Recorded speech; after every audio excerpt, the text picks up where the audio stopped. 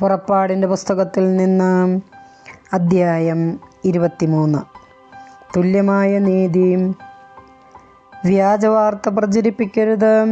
കള്ളസാക്ഷ്യം നൽകി കുറ്റക്കാരന് കൂട്ടുനിൽക്കരുത്. ഭൂരിപക്ഷത്തോട് ചേർന്ന് തിന്മ ചെയ്യരുത്. ഭൂരിപക്ഷത്തോട് ചേർന്ന് നീതിക്കെതിരായി കോടതിയിൽ സാക്ഷ്യം നിൽക്കരുത്. വ്യവഹാരത്തിൽ ദരിദ്രന് പ്രത്യേക പരിഗണന നൽകരുത്. ശത്രുവിൻ്റെ കാളയോ കഴുതയോ വഴിതെറ്റിപ്പോകുന്നത് കണ്ടാൽ അതിനെ അവൻ്റെ അടുക്കൽ തിരിച്ചെത്തിക്കണം.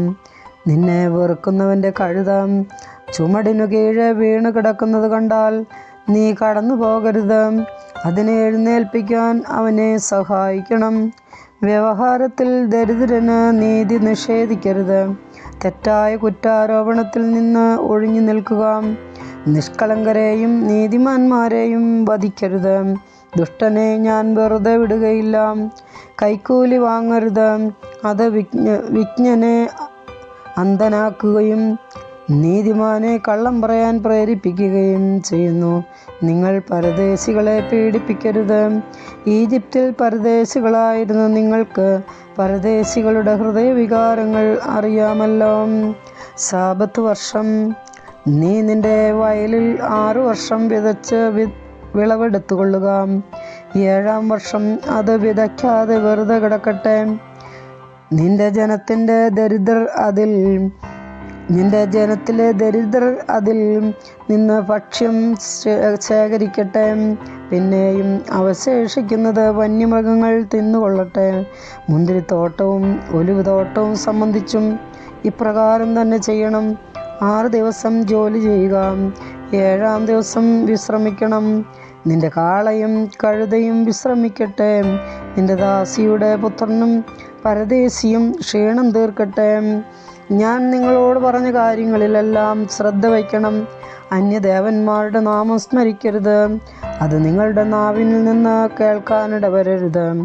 3 മഹോത്സവങ്ങൾ എൻ്റെ ബഹുമാനത്തിനായി വർഷം തോറും 3 തവണ നിങ്ങൾ ഉത്സവം ആഘോഷിക്കണം. പുളിപ്പില്ലാത്ത അപ്പത്തിൻ്റെ തിരുനാൾ ആചരിക്കണം. ഞാൻ കൽപ്പിച്ചിട്ടുള്ളതുപോലെ അബീബ് മാസത്തിലെ 7 നിശ്ചിത ദിവസങ്ങളിൽ പുളിപ്പില്ലാത്ത അപ്പം ഭക്ഷിക്കണം.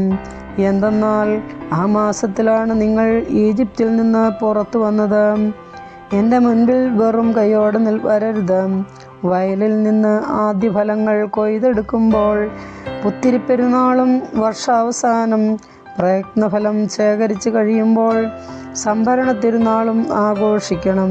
പുരുഷന്മാരെല്ലാവരും വർഷത്തിൽ 3 പ്രാവശ്യം ദൈവമായ കർത്താവിൻ്റെ സന്നിധിയിൽ ഹാജരാവണം.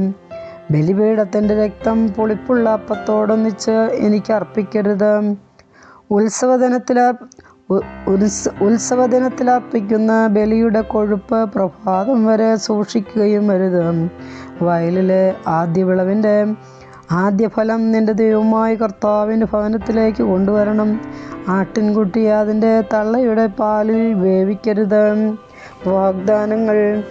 ഇതാ, ഒരു ദൂതനെ നിനക്ക് മുൻപേ ഞാൻ അയക്കുന്നു. അവൻ നിന്റെ വഴിയിൽ നിന്നെ കാത്തുകൊള്ളും. ഞാൻ ഒരുക്കിയിരിക്കുന്ന സ്ഥലത്തേക്ക് നിന്നെ കൊണ്ടുവരികയും ചെയ്യും. അവൻ പറയുന്നതെല്ലാം ആദരപൂർവ്വം അനുസരിക്കണം. അവനെ പ്രകോപിപ്പിക്കരുത്. എൻ്റെ നാമം അവനിലുള്ളത് നിമിത്തം നിന്റെ അതിക്രമങ്ങൾ ഞാൻ ക്ഷമിക്കുകയില്ല. അവൻ്റെ വാക്ക് കേൾക്കുകയും ഞാൻ പറയുന്നതെല്ലാം അനുസരിക്കുകയും ചെയ്യുമെങ്കിൽ നിന്റെ ശത്രുക്കൾക്ക് ഞാൻ ശത്രുവായിരിക്കും. നിന്റെ എതിരാളികൾക്ക് ഞാൻ എതിരാളിയുമായിരിക്കും. എൻ്റെ ദൂതൻ നിനക്ക് മുമ്പേ പോയി നിന്നെ അമോര്യർ, ഹിത്യർ, പെരിസ്യർ, കാനാന്യർ, ഹിവ്യർ, ജബൂസ്യർ എന്നിവരുടെ ഇടയിലേക്ക് നയിക്കും. അപ്പോൾ ഞാൻ അവരെ നിശേഷം നശിപ്പിക്കും. നീ അവരുടെ ദേവന്മാരെ കുമ്പിടുകയോ ആരാധിക്കുകയോ ചെയ്യരുത്. അവരുടെ ആചാരങ്ങൾ അനുകരിക്കരുത്. അവരുടെ ദേവന്മാരെ നശിപ്പിക്കുകയും ആരാധനാ സ്തംഭങ്ങൾ തകർക്കുകയും ചെയ്യണം. നിങ്ങളുടെ ദൈവമായ കർത്താവിനെ നിങ്ങൾ ആരാധിക്കണം.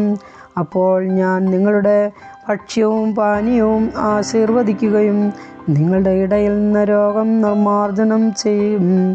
ഗർഭഛിദ്രമോ വന്ധ്യതയോ നാട്ടിൽ ഉണ്ടാവുകയില്ല. നിനക്ക് ഞാൻ ദീർഘായുസ്സ് തരും. നീ ചെന്നെത്തും മുൻപേ നിനക്ക് ഏറ്റുമുട്ടേണ്ടി വരുന്ന ജനങ്ങൾ എന്നെ ഭയപ്പെടുന്നതിന് ഞാനിടയാക്കും.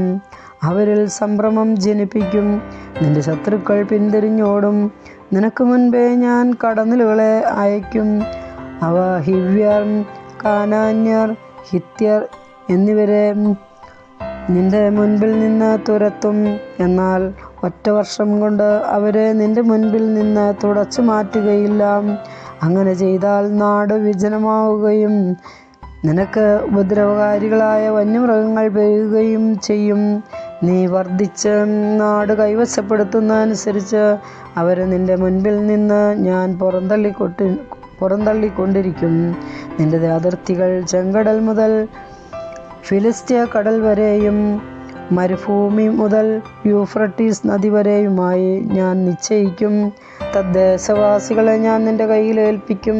നീ അവരെ നിന്റെ മുൻപിൽ നിന്ന് തുരത്തണം. അവരോടോ അവരുടെ ദേവന്മാരോടോ നീ ഉടമ്പടി ചെയ്യരുത്. അവർ നിന്റെ നാട്ടിൽ വസിച്ചുകൂടാം. വസിച്ചാൽ എനിക്കെതിരായി പാപം ചെയ്യാൻ അവർ നിന്നെ പ്രേരിപ്പിക്കും. നീ അവരുടെ ദേവന്മാരെ ആരാധിച്ചാൽ അത് നിനക്കൊരു കെണിയായിരിക്കുകയും ചെയ്യും. കർത്താവിൻ്റെ വചനം.